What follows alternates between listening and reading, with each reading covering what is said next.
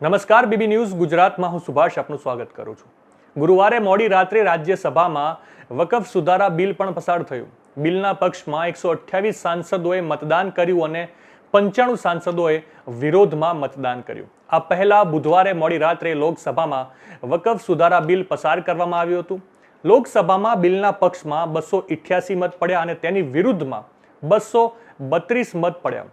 ગુરુવારે બપોરે 1 વાગ્યાથી રાજ્યસભામાં બિલ પર ચર્ચા ચાલી રહી હતી, જે લગભગ 13 કલાક સુધી ચાલી। હવે આ બિલ રાષ્ટ્રપતિ પાસે જશે, તેમની મંજૂરી મળ્યા પછી તે કાયદો બનશે।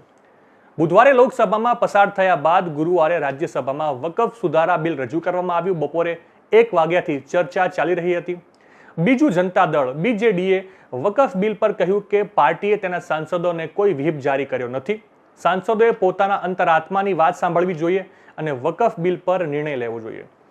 કેન્દ્રીય આરોગ્ય પ્રધાન જેપી નડ્ડાએ વકફ બિલ પર વિપક્ષના વલણ પર નિશાન સાધ્યું। નડ્ડાએ કહ્યું કે અમે કોંગ્રેસના નેતૃત્વવાળી યુપીએ સરકાર કરતા વકફ બિલ અંગે ઘણી વધુ ગંભીરતા બતાવી છે।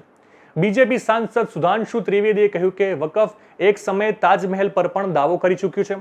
આ પછી સુપ્રીમ કોર્ટે તેમને ઠપકો આપ્યો હતો। આ પહેલા બુધવારે લોકસભામાં 12 કલાકની ચર્ચા બાદ વકફ સુધારા બિલ પસાર કરવામાં આવ્યું। રાત્રે 2 વાગ્યે થયેલા મતદાનમાં 520 સાંસદોએ ભાગ લીધો હતો। 288 પક્ષમાં મતદાન કર્યું અને 232 વિરોધમાં મતદાન કર્યું।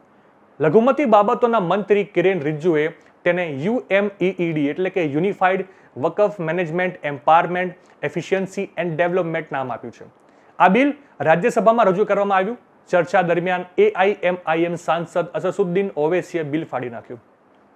તેમણે કહ્યું કે આ બિલનો હેતુ મુસ્લિમોને અપમાનિત કરવાનો છે। હું ગાંધીની જેમ વકફ બિલ ફાડી નાખું છું।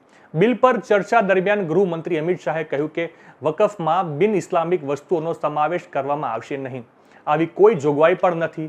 વોટ બેંક માટે લઘુમતીઓને ડરાવવામાં આવી રહ્યા છે। બિલ પર ચર્ચા અને મતદાન પછી ગૃહમંત્રી અમિત શાહે મણિપુરમાં રાષ્ટ્રપતિ શાસન લાદવાનો પ્રસ્તાવ મૂક્યો, જેને ગૃહ દ્વારા ધ્વનિમતથી પસાર કરવામાં આવ્યો। કોંગ્રેસના પૂર્વ અધ્યક્ષ અને રાજ્યસભા સાંસદ સોનિયા ગાંધીએ વકફ સુધારા બિલ પર સરકાર પર આકરા પ્રહારો કર્યા છે। તેમણે બિલ અને તેને પસાર કરવામાં સરકારે દાખવેલી ઉતાવળની આકરી ટીકા કરી। તેમણે કહ્યું કે આ બિલ બળજબરીથી પસાર કરવામાં આવ્યું છે, તેને લાદવામાં આવ્યું છે। કોંગ્રેસ સંસદીય પક્ષ સીપીપીની સામાન્ય સભામાં બોલતા સોનિયા ગાંધીએ કહ્યું કે વકફ સુધારા બિલ 2024 લોકસભામાં પસાર થયું અને તે રાજ્યસભામાં રજૂ થવાનું છે। આ બિલ બળજબરીથી પસાર કરવામાં આવ્યું હતું। અમારા પક્ષનું વલણ સ્પષ્ટ છે। આ બિલ બંધારણ પર એક હુમલો છે। આ સમાજને કાયમ માટે ધ્રુવીકરણમાં રાખવાની ભાજપની એક સુનિયોજિત રણનીતિનો ભાગ છે। લોકસભામાં વકફ સુધારા બિલ પસાર થયાના થોડા કલાકો પછી કોંગ્રેસ સંસદીય પક્ષની બેઠકમાં કોંગ્રેસના સાંસદોને સંબોધતા તેમણે આરોપ લગાવ્યો કે મોદી સરકાર દેશને ખાડામાં ધકેલી રહી છે। સરકાર કોઈ પણ બાબતમાં કસર છોડી રહી નથી, પછી ભલે તે શિક્ષણ હોય, નાગરિક અધિકાર હોય, લોકોની સ્વતંત્રતા હોય, આપણું સંઘીય માળખું હોય કે ચૂંટણીઓનું સંચાલન હોય। તેમણે દાવો કર્યો કે હવે આપણું બંધારણ ફક્ત કાગળ પર જ રહેશે। આપણે જાણીએ છીએ કે તેઓ તેને પણ તોડી પાડવાના ઈરાદાઓ ધરાવે છે।